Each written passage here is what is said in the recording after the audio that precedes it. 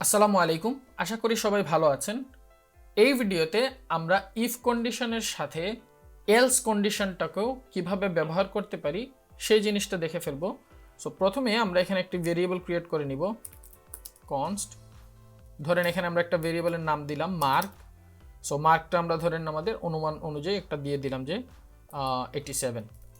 তারপরে আরেকটি ভেরিয়েবল আমরা ক্রিয়েট করে ফেলি, এটার নাম আমরা ধরেন দিয়ে দিলাম জেএস ডেভেলপার।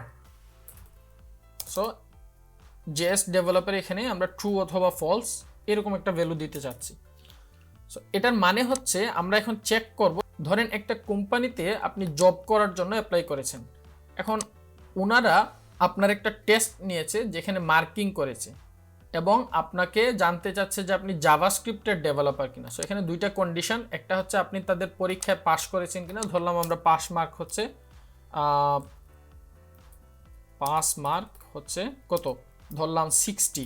আপনাকে অবশ্যই 60 বা তার চেয়ে বেশি পেতে হবে, আর আপনাকে অবশ্যই জাভাস্ক্রিপ্টের ডেভেলপার হতে হবে। সো এই দুইটা কন্ডিশন আপনাকে ম্যাচ করতে হবে। তো আমরা ধরুন প্রথমে দিলাম ইফের মধ্যে আমরা প্রথমে কি দিব, মার্ক। এখন মার্কটা কি হওয়া উচিত, গ্রেটার দেন ইকুয়াল কত হবে, 60।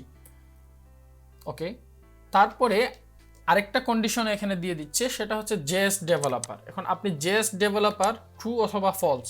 সো আমরা এখানে দিয়ে দিলাম এন্ড জেএস ডেভেলপার যদি ইকুয়াল কি হয়, ট্রু হয়, তাহলে আমরা হচ্ছে এখানে সেকেন্ড ব্র্যাকেট দিয়ে এখানে আমরা আমাদের আউটপুটটা দিয়ে দিব যে কনসোল, যে congratulations you got the job. So আপনি জবটা পেয়ে গেছেন। সো আমরা দেখি আমরা জবটা পেলাম কিনা। সো প্রথমে হচ্ছে নোড, তারপরে আমাদের ফাইলের নাম অনুযায়ী হচ্ছে 30, ট্যাব, এন্টার। সো এখানে আমরা congratulations you got the job, এটা আমরা পেয়ে গেলাম।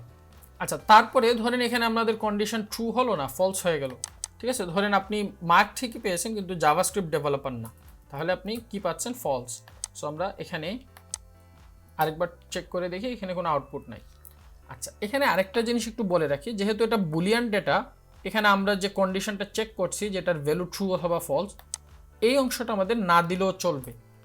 সো এর মানে হচ্ছে এটা যখন আপনি ফাঁকা রেখে দিচ্ছেন, তার মানে এটার ভ্যালু ট্রু হওয়া বা ট্রু হতে হবে এবং এখানে মার্ক গ্রেটার দেন ইকুয়াল 60 হতে হবে। সো আমরা এখানে ট্রু দিয়ে দেখি, প্রথমে ট্রু, ট্যাব, ঠিক আছে, এই যে congratulations you got the job, তার মানে আপনার দুইটা কন্ডিশনই ম্যাচ করেছে।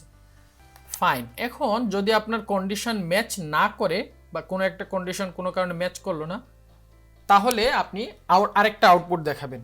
সো আপনি যে কাজটি করবেন, এখানে যে ইফের যে কার্লি ব্রেসটা যেখানে শেষ হয়েছে সেখানে আপনি এলস, অথবা অনেকে এটাকে যে নিচের লাইনে লিখেন, সো আপনি যে কোনোভাবে লিখতে পারেন, আমরা এখানে লিখে দিই। তারপরে এখানে আপনি দিবেন আবার কার্লি ব্রেস। কেন? কারণ হচ্ছে এলসের মধ্যে আপনি কোনো ধরনের কোনো কন্ডিশন দিবেন না, যেরকমটা আমরা ইফের ক্ষেত্রে করেছি, যে ইফ দেওয়ার পরে এখানে আমরা ফার্স্ট ব্র্যাকেট দিলাম এবং তার ভেতরে আমরা আমাদের একটা কন্ডিশন দিলাম। সো এখানে এলসের উদ্দেশ্যটা হচ্ছে আপনার ইফের কন্ডিশন যদি কোনো কারণে ম্যাচ না করে, সেক্ষেত্রে সে সরাসরি এলসে চলে যাবে এবং সেখান থেকে সে আউটপুটটা দিয়ে দিবে। সো আমরা console.log করলাম, এখানে আমরা দিয়ে দিলাম যে সরি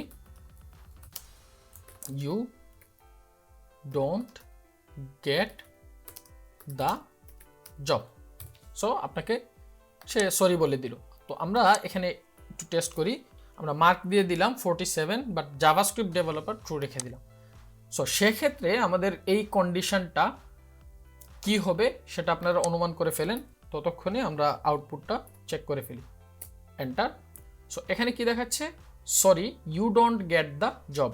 কেন আপনি জবটা পাচ্ছেন না? কারণ আপনার এই কন্ডিশনটা ম্যাচ করেনি। কোথায় আটকে গেছে, যে মার্কস হতে হবে গ্রেটার দেন ইকুয়াল 60, বাট এখানে আপনার আছে 47, যেটা লেস দেন 60 হয়ে যাচ্ছে। সো এইভাবে আমরা ইফের সাথে এলস কন্ডিশন দিয়ে কন্ডিশন মেক করার মাধ্যমে যখন ইফ কন্ডিশনটা তার শর্ত পূরণ করতে ব্যর্থ হবে, তখন সরাসরি এলসে চলে যাবে। সো সব পাপের বোঝা এলসের ঘাড়ে চাপিয়ে দেওয়া আর কি। ওকে, এখন আপনাকে এখানে একটি টাস্ক দেয়া হচ্ছে। তো আপনাকে একটি প্রোগ্রাম লিখতে হবে, যে প্রোগ্রামে আপনি চেক করবেন যে কোনো একজন পার্সন বাংলাদেশের ভোটার হওয়ার জন্য যোগ্য কিনা। সো এটা করার জন্য আমরা এই যে এখানে প্রথমে আপনি যে কাজটি করবেন, দুইটা ভেরিয়েবল ক্রিয়েট করবেন, একটার নাম দিবেন এজ, আরেকটার নাম দিবেন কান্ট্রি, এবং দুইটা ভেরিয়েবলেই আপনি অ্যাপ্রোপ্রিয়েট ভ্যালু দিবেন। ঠিক আছে, এজের মধ্যে আপনি হচ্ছে যদি দিয়ে দেন কুদ্দুস আলী, তাহলে তো এটা অ্যাপ্রোপ্রিয়েট হলো না। এজের মধ্যে আপনি এজ দিবেন, কান্ট্রির মধ্যে আপনি কান্ট্রির নাম দিবেন, এবং খেয়াল রাখবেন সবগুলো স্মল লেটার দিতে, তাহলে চেক করতে সুবিধা হবে।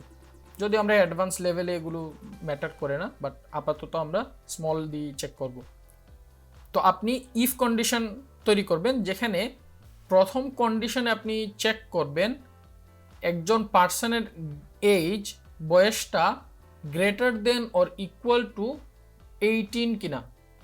ঠিক আছে, বাংলাদেশে ভোটার হওয়ার জন্য 18 বছরটা হচ্ছে মিনিমাম এজ। সো সেই অনুযায়ী আপনি চেক করে ফেলবেন যে গ্রেটার দেন ইকুয়াল 18 কিনা। তারপরে আপনি আরেকটি কন্ডিশন ক্রিয়েট করবেন, যেখানে আপনি চেক করবেন যে ওই ব্যক্তি বাংলাদেশের নাগরিক কিনা। সো এটা একটাই ইফ কন্ডিশনের ভেতরে আপনি চেক করবেন, জাস্ট একটার ভেতরে। এবং সে দুইটা কন্ডিশনকে কিভাবে জুড়তে হয় আশা করি অলরেডি জানেন।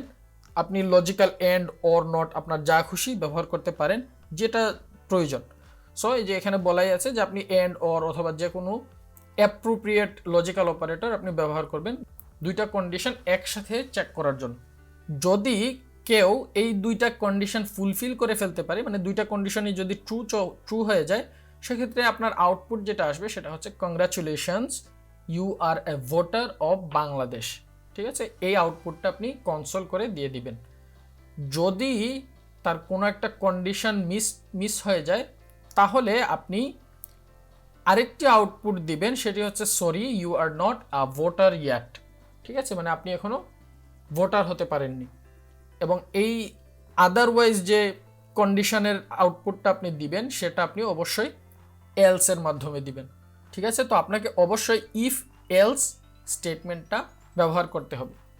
তো এই ভিডিও শেষে আপনাদের জন্য যে কুইজটি রয়েছে সেটি হলো, the else part doesn't need to have a specific condition.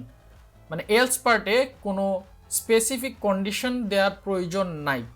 So এই বক্তব্যের সাথে আপনার মতামতটা কি নিচের অপশনগুলোর থেকে আপনি সিলেক্ট করে আমাদের কমেন্ট বক্সে জানিয়ে দিবেন।